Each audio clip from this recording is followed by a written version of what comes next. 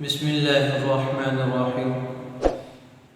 آج کی ہماری گفتگو کا موضوع ہے کہ غریب، نادار، نیک لوگوں سے، صلحاء سے محبت کرنا۔ ایک انسان ظاہر کے اعتبار سے مال و دولت نہیں رکھتا، لیکن اللہ رب العزت کا انتہا درجے کا فرما بردار ہے، نیک صالح انسان ہے۔ اس انسان سے محبت کرنے کی نبی کریم صلی اللہ علیہ وسلم نے ترغیب دی ہے۔ اس انسان کی مدد کرنے کی نبی کریم صلی اللہ علیہ وسلم نے ترغیب دی ہے، اور نبی کریم صلی اللہ علیہ وسلم ایسے غریب صحابہ کرام اور ایسے ہی غریب مسلمان ان کے ہاں عظمت اور عقیدت تھی، آپ اس کا اندازہ لگا سکتے ہیں کہ ایک دفعہ نبی کریم صلی اللہ علیہ وسلم مجلس میں یوں بیٹھے ہوئے تھے تو ایک آدمی سامنے سے گزرا۔ آپ صلی اللہ علیہ وسلم نے پوچھا، اس کے بارے میں یہ کون ہے؟ اس کے بارے میں تمہارا کیا گمان ہے؟ کہا، یا رسول اللہ صلی اللہ علیہ وسلم، یہ آدمی تو بڑا قابل قدر ہے، کہیں پر نکاح کا پیغام بھیجے اس کی بات قبول کی جائے گی، کسی کی سفارش کرے اس کی سفارش قبول کی جائے گی، اور کہیں پر بات کرے تو اس کی بات سنی جائے گی۔ آپ صلی اللہ علیہ وسلم خاموش ہو گئے۔ کچھ تھوڑی دیر کے بعد ایک اور صحابی گزرے تو آپ صلی اللہ علیہ وسلم نے کہا کہ اس کے بارے میں تمہاری کیا رائے ہے؟ کہا، یا رسول اللہ صلی اللہ علیہ وسلم، یہ تو ایک عام سا انسان ہے، کہیں نکاح کا پیغام بھیجے اس کی بات ہی کوئی نہ سنے، سفارش کرے قبول نہ کی جائے، بات کرے تو اس کی بات سننے کے لیے کوئی تیار نہیں۔ وہ غریب صحابی تھے۔ تو آپ صلی اللہ علیہ وسلم نے فرمایا، اس پہلے جیسے، یعنی جو پہلا مالدار تھا، ظاہر میں وہ ایمان والا نہیں ہوگا۔ تو آپ صلی اللہ علیہ وسلم نے فرمایا کہ پہلے جیسوں سے پوری دنیا اگر بھر دی جائے، وہ میرے اس ایک غریب ادنا درجے کے صحابی کے برابر نہیں پہنچ سکتے۔ یعنی غریب صحابی کی عظمت اور قدر آپ صلی اللہ علیہ وسلم بیان فرما رہے، ان کی بزرگی کی وجہ سے، ان کے ایمان اور تقوی کی وجہ سے۔ ایسے ہی عبداللہ بن مسعود رضی اللہ تعالیٰ عنہ، ایک دفعہ نبی کریم صلی اللہ علیہ وسلم نے انہیں ایک درخت پر چڑھنے کے لیے کہا، کسی چیز کو اتارنے کے لیے، تو بہت نحیف اور کمزور صحابی تھے۔ تو صحابہ کرام میں سے بعض کو ان کی پنڈلیوں کو دیکھ کر ہنسنے لگے۔ آپ صلی اللہ علیہ وسلم نے پوچھا، کیوں ہنس رہے ہو؟ کہا، یا رسول اللہ صلی اللہ علیہ وسلم، اس کی پنڈلیاں بڑی پتلی ہیں، یعنی کمزور ہیں، اس لیے ہنسنے۔ آپ صلی اللہ علیہ وسلم نے فرمایا کہ یہ ان کی پنڈلیوں کا وزن قیامت والے دن اللہ احد پہاڑ سے بھی زیادہ کر دے گا۔ ایسے ہی نبی کریم صلی اللہ علیہ وسلم نے فرمایا کہ میرے حوض پر، یعنی اللہ تعالیٰ آپ صلی اللہ علیہ وسلم کو جو حوض کوثر عطا فرمائیں گے قیامت والے دن، جس کا پانی دودھ سے زیادہ سفید، شہد سے زیادہ میٹھا ہوگا، اور اس پر رکھے ہوئے ڈول آسمان کے ستاروں سے زیادہ ہوں گے۔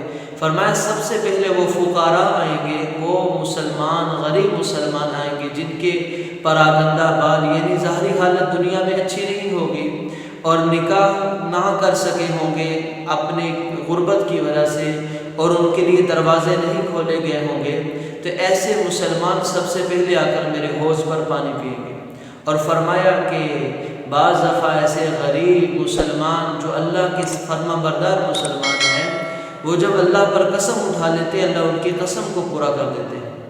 اور آپ صلی اللہ علیہ وسلم ایک دفعہ یوں ہی مجمع میں فرما رہے ہیں کہ قیامت والے دن اللہ کی تعریف کا جھنڈا میرے ہاتھ میں ہوگا، اور میں اللہ رب العزت کے حکم سے سب سے پہلے سفارش کرنے والا ہوں گا، اور میں ہی جنت کا دروازہ کھٹکھٹاؤں گا۔ اور فرمایا کہ میرے ساتھ میری امت کے فقراء، مہاجرین، غریب مسلمان، وہ سارے کے سارے داخل ہوں گے۔ یعنی اللہ کے نبی صلی اللہ علیہ وسلم کے ساتھ جنت میں سب سے پہلے داخل ہونے والے لوگ وہ غریب فقراء ہوں گے۔ اور سب سے بڑھ کر اللہ کے نبی صلی اللہ علیہ وسلم کی غریب لوگوں کے ساتھ، نیک غریب مسلمانوں کے ساتھ محبت کا اندازہ اس سے لگائیے کہ نبی کریم صلی اللہ علیہ وسلم مستقل اپنی دعا میں مانگتے تھے، اللہم احیینی مسکینا وامتنی مسکینا واحشرنی فی زمرۃ المساکین یوم القیامہ۔ یا اللہ، جب تک زندہ رکھ تو غریبوں کے ساتھ زندہ رکھ، موت آئے تو غربت والی موت آئے، اور میرا حشر ان غریبوں کے ساتھ فرمانا۔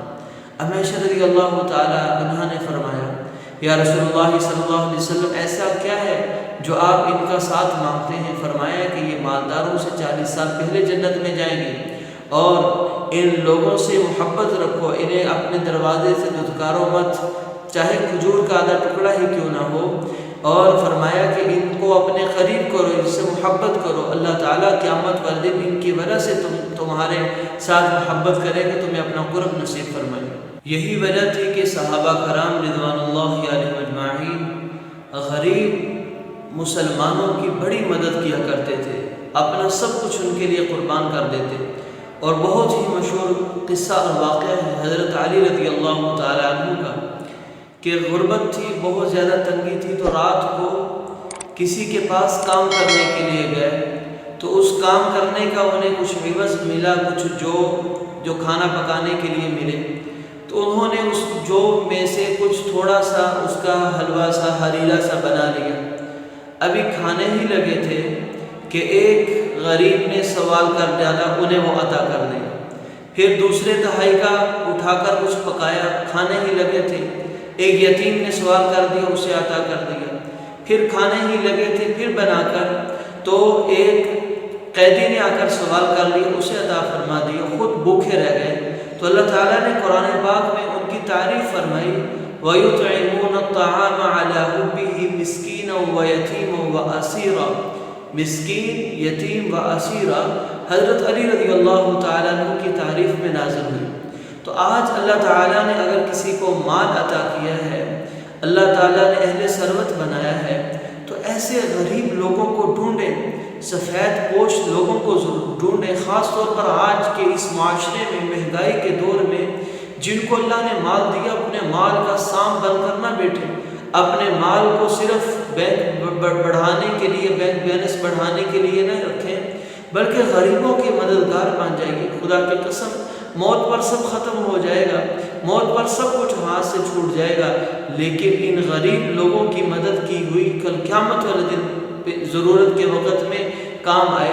قیامت والے دن جہاں پر یہ غریب مسلمان، نیک غریب مسلمان اللہ کے حضور قرب اور درجات حاصل کر رہے ہوں گے، تو وہ لوگ جنہوں نے دنیا میں ان کی مدد کی ہوگی، اللہ انہیں بھی اپنا قرب اور درجات عطا فرمائے گا۔ اللہ تعالی ہمیں خوب اپنے غریب مسلمان بھائیوں پر خرچ کرنے کی توفیق عطا فرمائے۔ مع السلامہ۔